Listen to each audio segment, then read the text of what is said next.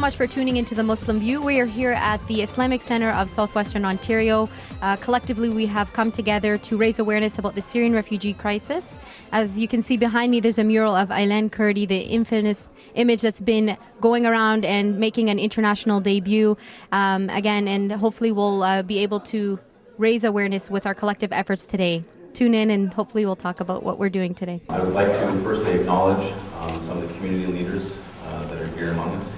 Of course, we have Deputy Premier and London North Centre MP Deb Matthews with us. We have Imam Jamal Palim. We have Muslim Mosque. We also have representatives from the Muslim Resource Centre of Social Support and Integration, Dr. Mohammed Wahid and his team are here with him. Thank you for coming. We also have representatives from the London Muslim Mosque, the MAC, the Muslim Association of Canada, the London chapter, as well as from the Mayor's office and from different supported church groups that are here with us. Thank you all for coming. We're here because we have a terrible crisis that is going on in the world. The plight of Syrian refugees is of deep concern to not only the Muslim community, Canadians in general. Efforts have been mobilized to help the Syrian refugees, both to bring them here as refugees through Canada's very generous sponsorship program, but also to help the plight of the Syrians around the world who are refugees and who are migrants in camps and in Europe and around the world. So to that, we have Deputy Premier Deb Matthews who would like to make an announcement. On behalf of the Islamic Center, I would like to thank Premier Wynne, Deputy Premier Matthews, the provincial government, and Mayor Matt Brown and his office for the leadership. While there's a tremendous amount of goodwill on the ground, thanks has to be given to our leadership. I would also like to commend the federal government on creating over $100 million of matching sponsorship for Syrian relief. However, I do have to make one statement, and that Muslim communities across Canada are deeply concerned at the federal government's plan to select and prioritize refugees based on their religion. People of all faiths in Syria are equally victim to the atrocities in the region, with the largest number of victims and refugees displaced being Muslim. Prioritizing refugees based on religion violates the spirit of the Canadian Charter of Rights and Freedoms, and we would urge the federal government to equitably put to effect the goodwill of Canada and Canadians to bring all Syrian refugees that we can to Canada.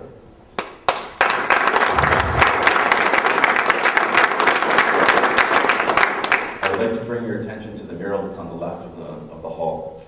And this was a mural that was created by youth here in London, led by our dear sister Wajida Shams. Her group of youth came together in an effort to bring awareness and to raise money for the Syrian refugee plight. And so we've received calls from the media asking us, where are we at? So where are we? We are now preparing applications for all of the organizations.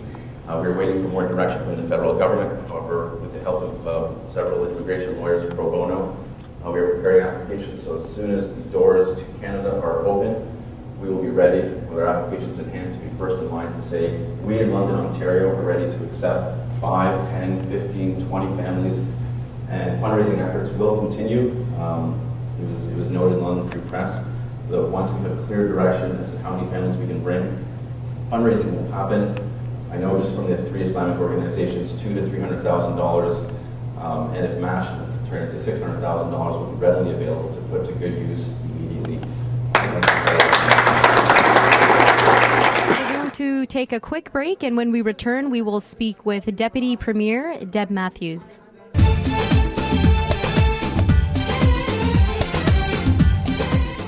Welcome back to the Muslim View. Now we're just going to talk with Deputy Premier Deb Matthews. I am so happy to be here with you, people who have shown us what Canadians do and what Canadians are. You have worked so hard. You have opened your hearts. And you have been shown true leadership in your response to a humanitarian crisis that is so horrific and is truly impossible to imagine. And I want to stand with you.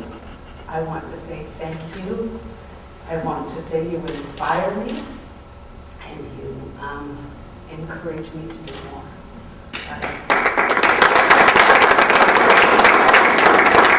Canada has a long history of welcoming people from corners of the world where there is strife. In the 50s, Hungarians came by the thousand. In the 60s, people from Czechoslovakia came by the thousand. In the 70s, a wave of immigrants came from Africa.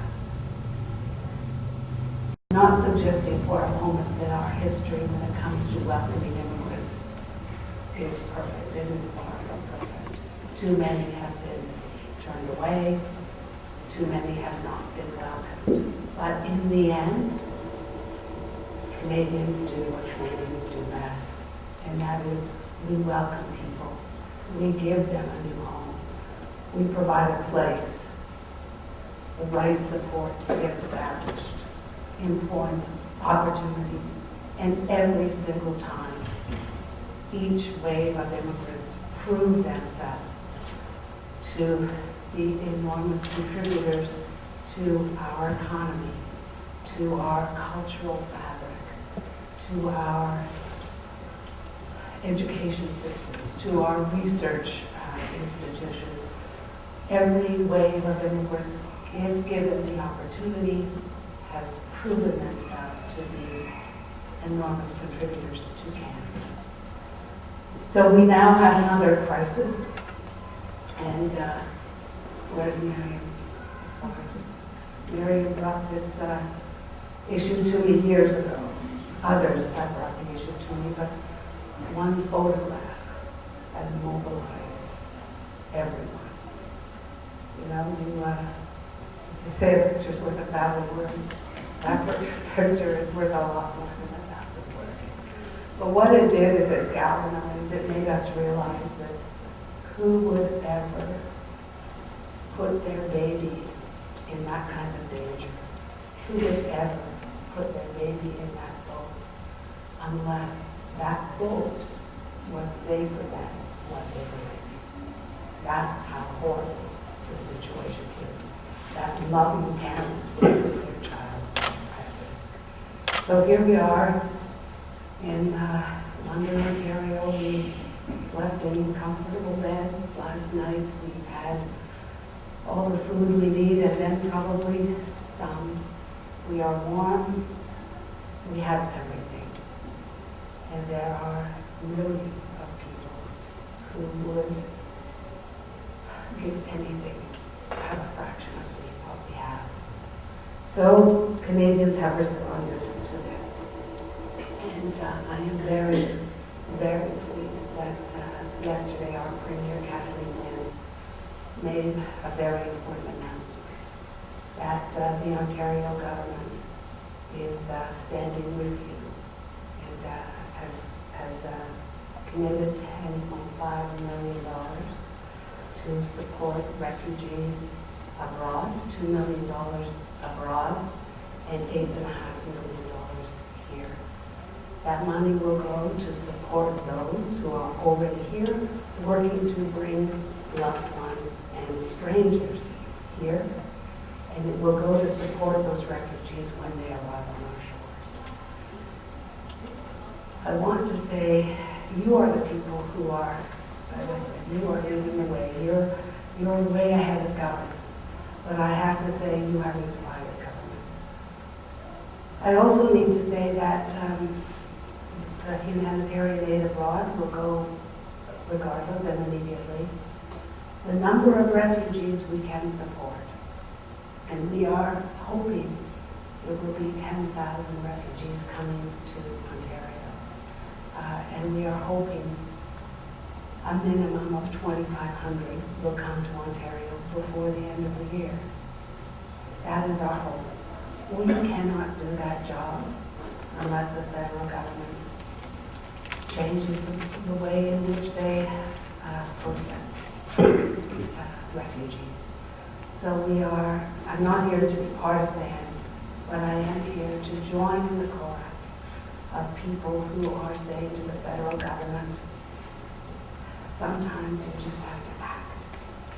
This is a global, humanitarian, urgent situation. I don't know if you've seen John Davidson's Red Tape Challenge.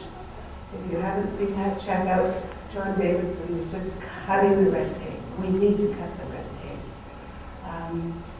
Retired General Hilliard says we can take thousands, 500,000, I think he said, before the end of the year, just by focusing on those who pose no security risk at all.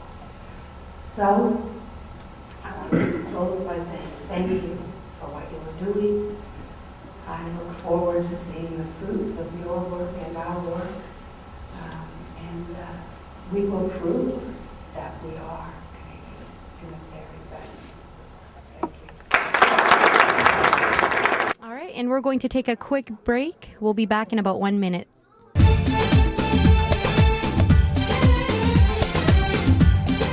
Welcome back to the Muslim View. Let's talk a little bit about the mural behind me. This image obviously is now ingrained in the minds of people all over the world, and it has struck a reaction, it has struck a response. And through art and expression, people are going around and coming together and bonding to really feel the pain with the Syrian refugees. So I encourage you to definitely get together, come together and form a group, get involved, educate yourself. You know, we're definitely lucky to be in a situation where we do have the power to help people and educate ourselves a little bit about the migration problem going around, the refugee migration problem. Office and the rest of our community. We are proud of all of you for the hard work that Alan Kurdi opened our eyes to. Alan, with this picture that we see it all, that his face turned into the sand, that his face was in the sand as he was telling the world that it's a shame that I'm dying on this way, that I can have a safe home and I can live with my family. Denial to enter Canada, was not the Canadian tradition. We were peacemaker and we were helping everywhere as a Canadian. And we, through the help of the, if you hear me now, we're turning back to our tradition, to our customs as a Canadian, to help people who are less fortunate, who need help. More than Alan Kurdi. Alan Kurdi is one from many. 4 years in the tragedy of Syria brought many people who are homeless. They don't have food to eat, no clean water. They're living in misery. And alhamdulillah, we thank God that Alan Kurdi and Ghalib Kurdi and Farhana opened our eyes today for such an activity and initiative. I would like to also thank the mayor office for I heard that the 41,000 was collected so far from the efforts was done through the mayor office and the Islamic Center, and many churches set it up. Churches come together, synagogue and mosque, Islamic Center come together for this important initiative. And you all will have one hand to save as many families we can. Thank you very much. I'm here with Deputy Premier Deb Matthews. Thank you so much for being here. It is a real pleasure to be here today. And you, earlier in your address, you talked a little bit about the numbers and statistics that we're welcoming into Ontario. If you could just speak a little bit more about that. Yes, we are hoping that we will be able to welcome 10,000 refugees from Syria by the end of next year. What we would like is 2,500 between now and the new year in the next few months, and then an additional 7,500 next year.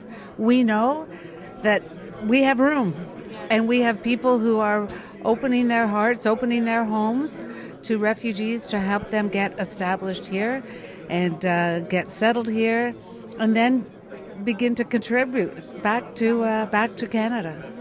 Now, I know the recent statistics as of 2011, I think Canada increased that to about 10% welcoming in refugees. Now, hopefully we're working toward raising that.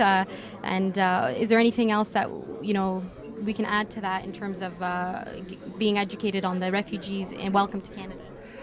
That is entirely under federal government jurisdiction. So all we can do is put pressure on the federal government to tell them we demand of our political leadership that they respond to this humanitarian crisis of enormous proportion. Canadians expect their government to respond. That's what Canadians do. We have a long history of doing that, and it is time. And as a form of response, it's again, I was saying earlier, unfortunate that a picture that you see behind us of Eileen Kurdi had to be the landmark for people to move and take action. Now, it's an image that's, I guess, seared in the minds of people all over the world, and hopefully it is something that will move people to come together and raise money. Yes, for years, people have been trying to raise this issue. And it is that photograph that was a real catalyst, and it has moved people to be part of the solution. June Callwood once said, once you are witness to an injustice, you are no longer an observer. You are a participant, and you have to choose how you're going to participate. And what's happened is Canadians have chosen to participate by bringing refugees here. Thank you so much. Thank you so much. Thank you. All right, so we're just going to take a quick break, and when we come back, we'll talk a little bit with MP candidate for London Fanshawe, Khalil Ramal.